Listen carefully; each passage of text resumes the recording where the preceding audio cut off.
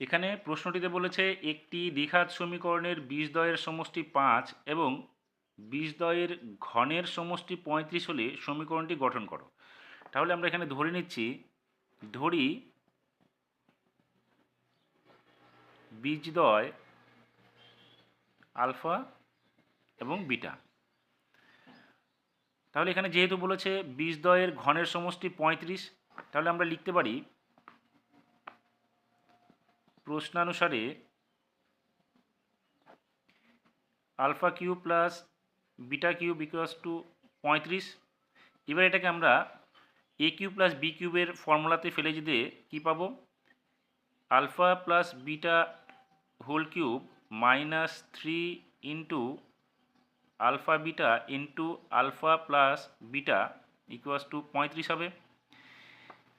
আর এখানে কিন্তু বলেছে বীজদ্বয়ের সমষ্টি 5, তাহলে আমরা লিখতে পারি কি alpha plus beta equals to কত? 5। তাহলে এখানে আমরা আলফা প্লাস বিটার মানটা বসিয়ে দেবো। তাহলে 5 cube minus 3 into alpha beta into 5 equals to কত? 35। বা 5 কিউব করলে কি হবে? 125 হবে। 5 5 25, 5 25 125। তাহলে এখানে হবে 125 বিয়োগ 15 আলফা বিটা ইকুয়ালস টু 35। বা এবারে 35টা আমরা বাদিকে নিয়ে চলে এলাম আর 15 আলফা বিটাটাকে ডান দিকে নিয়ে চলে গেলাম। তাহলে এখানে কি হবে? 125 minus 35 equals to 15 alpha beta.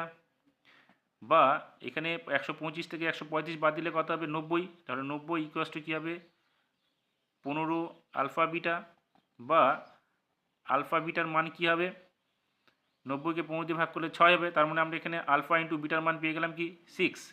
এবার আমাদের সমীকরণটা গঠন করতে বলছে, তাহলে দ্বিঘাত সমীকরণটা কী হবে? অতএব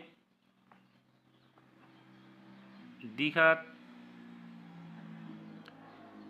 সমীকরণটি হবে, আমরা দ্বিঘাত সমীকরণের ক্ষেত্রে জানি কি যে তার আকারটা হচ্ছে এক্স স্কোয়ার মাইনাস বীজদ্বয়ের সমষ্টি ইন্টু এক্স প্লাস বীজদ্বয়ের গুণফল ইকুয়াস টু 0। তাহলে এখানে আমরা কি লিখব?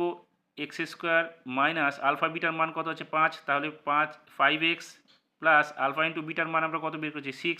তাহলে এখানে হলো 6 ইকুয়াস টু 0। অর্থাৎ সমীকরণটা কী হলো? X square minus 5x plus 6 equals to 0। এটাই হচ্ছে আমাদের যে সমীকরণটা চেয়েছিল সেটা।